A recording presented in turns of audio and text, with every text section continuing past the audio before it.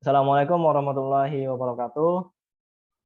Waalaikumsalam Waalaikumsalam warahmatullahi warahmatullahi wabarakatuh. wabarakatuh. Selamat siang teman-teman sekalian. Alhamdulillah pada hari ini kita dapat bersama-sama bertemu ya pada forum hari ini yang mana dalam keadaan sehat walafiat. Agenda hari ini kita akan mengadakan diskusi mengenai materi yang telah kita pelajari sebelumnya di agenda 3, yaitu mengenai manajemen ASN dan smart ASN. Hari ini kita akan coba memperdalam pemahaman kita melalui diskusi dan juga dengar pendapat ya masing-masing. Kita akan coba diskusikan mengenai video atau dokumentasi contoh penerapan best practice dan juga studi kasus best practice yang berkaitan dengan materi manajemen ASN dan smart ASN. Baik, apakah sudah siap teman-teman sekalian? Ya, siap. Siap. Oke. Siap. Sebelum kita memulai, kita overview dulu ya untuk materi manajemen ASN dan smart ASN. Jadi seperti yang sudah kita pelajari, manajemen ASN adalah materi yang membahas tentang bagaimana pengelolaan ASN untuk menghasilkan pegawai ASN yang profesional, bernilai dasar, berkode etik, bebas dari praktik KKN.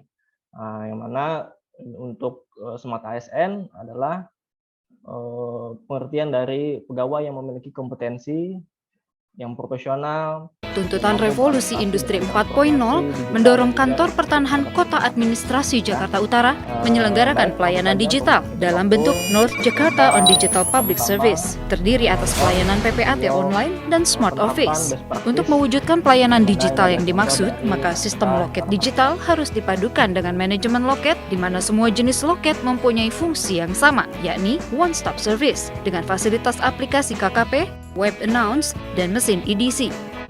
Kioska adalah mesin informasi berkas yang telah terkoneksi secara real-time dengan sistem KKP berguna untuk pemohon dalam rangka mengetahui tahapan berkasnya dengan berbagai macam tools dan dengan cara kerja sebagai berikut. 1. Memuat syarat dan ketentuan, biaya dan waktu penyelesaian di setiap jenis pelayanan. 2. Informasi berkas permohonan.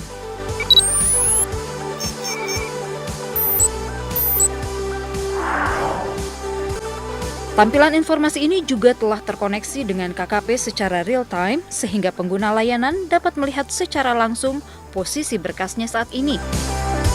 Untuk menjawab tantangan revolusi industri 4.0, Kantor Pertanahan Kota Administrasi Jakarta Utara memiliki Big Data Center yang berfungsi mengendalikan seluruh pelayanan digital, antara lain koneksi antara front office dengan ruang buku tanah. Hal ini dimaksudkan agar setiap pelayanan yang membutuhkan buku tanah, baik pelayanan online maupun pelayanan langsung di loket, maka pada setiap input pendaftaran akan langsung terkoneksi dengan ruang buku tanah, di mana petugas akan segera menyiapkan buku tanah sehingga dapat mempersingkat waktu pelayanan. Selain itu, Big Data Center juga menyelenggarakan aplikasi monitoring pekerjaan yang terkoneksi langsung kepada seluruh pelaksana, dari staf, kasubsi, kasih, sampai dengan kepala kantor. Hal ini bertujuan agar seluruh pelaksana mengetahui beban kerja secara real-time, berapa yang berpotensi jadi tunggakan, dan berapa yang sudah menjadi tunggakan. Sehingga setiap saat masing-masing mengetahui beban pekerjaannya. Dengan tujuan akhir adalah melaksanakan pelayanan cepat tanpa tunggakan. Salah satu wujud dari Smart Office Kantor Pertanahan Kota Administrasi Jakarta Utara adalah dengan selesainya e-Warkah, di mana seluruh warkah telah melalui proses digitalisasi dan telah diupload dalam sistem KKP, sehingga warkah sudah bisa dibuka melalui e-Warkah.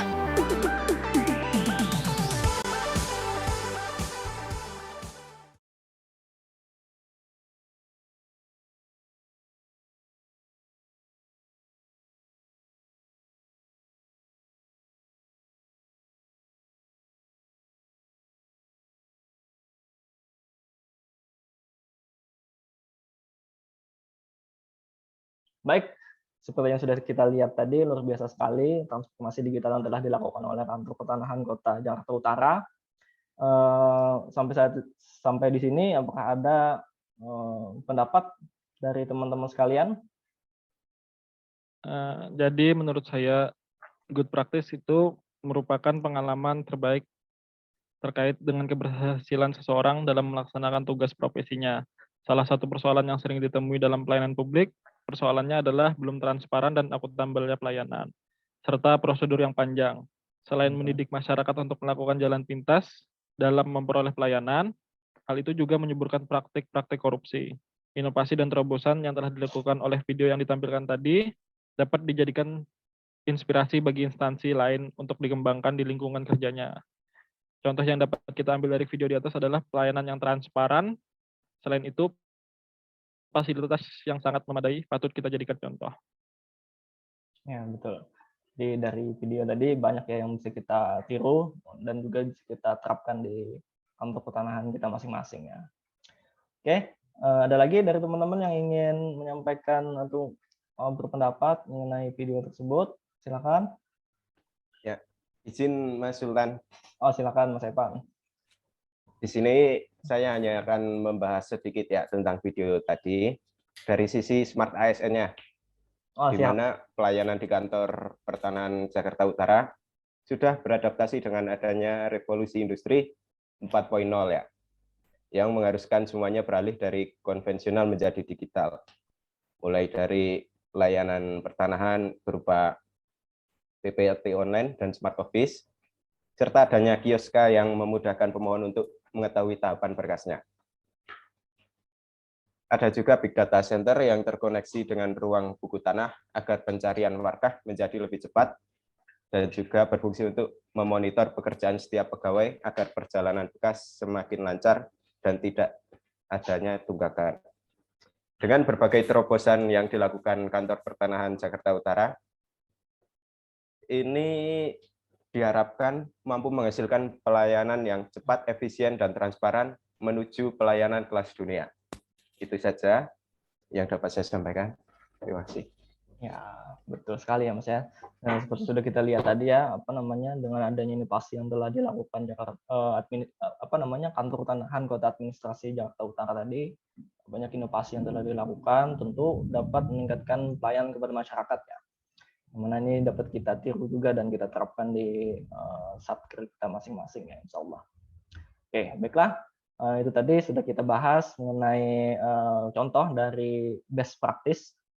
Kemudian selanjutnya kita akan coba tampilkan salah satu contoh studi kasus berkaitan dengan best practice ya, mengenai yang berkaitan dengan manajemen ASN dan juga smart ASN.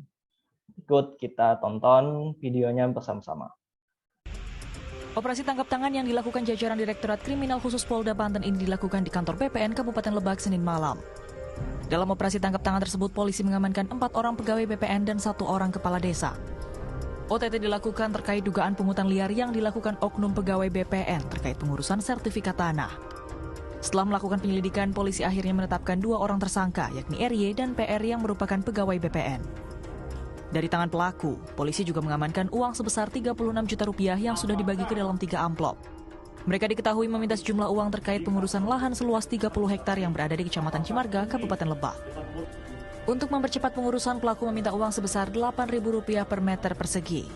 Saat ini, petugas kepolisian masih melakukan pengembangan untuk mengetahui kemana uang tersebut diberikan. Pak, yang ditangkap kan 5 orang, 2 ditetapkan tersangka, 3-nya lagi seperti apa nih Pak?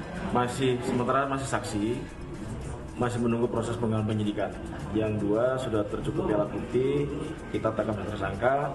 Yang lainnya tidak menutup kemungkinan apabila tersangka lain kita akan jerat juga dengan perkara ini. Akibat perbuatannya, pelaku akan dijerat dengan Undang-Undang tentang dugaan tindak pidana korupsi dengan ancaman penjara maksimal 20 tahun. Iman Santosa melaporkan untuk NET. Baik, itu adalah contoh dari best practice teman-teman ya. Yang mana ini sangat berkebalikan ya dengan video yang sebelumnya tadi sudah kita lihat. Dari video tersebut masih banyak oknum-oknum BPN, oknum-oknum pegawai BPN yang masih menyalahi aturan ya, yang melakukan praktek pungli. Ini sangat merugikan sekali untuk masyarakat dan juga untuk instansi kita ya. Baik, dari video best practice tadi, apakah ada dari teman-teman yang ingin menyampaikan pendapatnya? Silakan. Baik, saya akan memberikan pendapat tentang video yang baru saja diputar dari segi manajemen ASN. Jadi dalam Undang-Undang Nomor 5 Tahun 2014 sendiri sudah diatur mengenai kode etik dan kode perilaku aparatur sipil negara. Dalam pasal 5 ayat 2 disebutkan agar ASN harus melaksanakan tugasnya dengan jujur, bertanggung jawab, dan berintegritas tinggi. Tentunya pungutan liar yang dilakukan oleh oknum pegawai BPN tersebut adalah contoh buruk dalam penerapan manajemen ASN dan memberi dampak merugikan serta memberatkan masyarakat yang ingin mendapatkan layanan.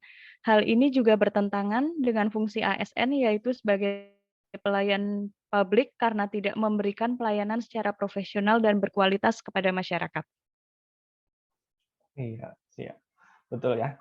Kalau kita lihat tadi sangat merugikan sekali ya untuk masyarakat, yang mana seharusnya masyarakat tidak seharusnya mengeluarkan biaya ya, tapi dengan adanya kasus ini masyarakat tuh dibebani lagi dengan membayar biaya yang ilegal tersebut. Oke, selanjutnya apakah ada lagi dari teman-teman? Silakan Mas Ramdhani. Sedikit menambahkan, Mas Sultan. Siap, silakan. Ada tambahan terkait manajemen ASN, kemudian kita juga ada membahas tentang smart ASN. Yang mana menurut saya perilaku ASN BPN yang telah tertangkap itu sungguh sangat mencoreng nama baik dari instansi ATR BPN. Kasus tersebut pun akan sangat cepat menyebar ke berbagai golongan masyarakat, apalagi di zaman serba digital seperti sekarang ya kan, yang mana semua informasi bisa diakses oleh siapa saja dan di mana saja. Kemudian apabila jika kejadian kasus seperti ini terjadi di zaman dahulu, mungkin tidak akan ada masalah, karena setelah beberapa hari kasus tersebut mungkin akan tertutupi dengan kasus-kasus yang baru.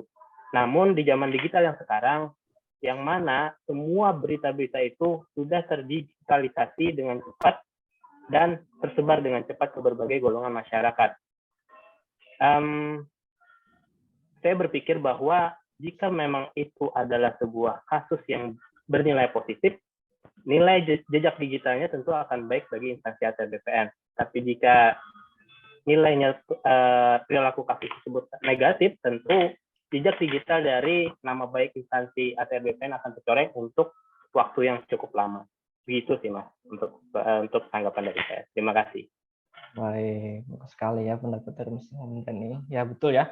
Dari kasus tadi, selain juga merugikan masyarakat, yang pasti juga akan merugikan kita ya sebagai institusi, di mana kita sebagai institusi yang melayani masyarakat tercoreng oleh segelintir orang yang melakukan praktek-praktek yang tidak benar gitu ya.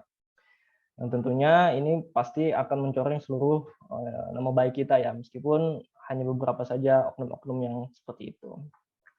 Oke, baik. Sepertinya itu saja dari pertemuan dan diskusi kita pada hari ini. Terima kasih teman-teman sekalian yang sudah meluangkan waktunya. Semoga kegiatan kita pada hari ini, diskusi kita pada hari ini ya membawa manfaat untuk kita semua. Akhir kala, wassalamualaikum warahmatullahi wabarakatuh. Waalaikumsalam. Waalaikumsalam warahmatullahi wabarakatuh. Waalaikumsalam warahmatullahi wabarakatuh.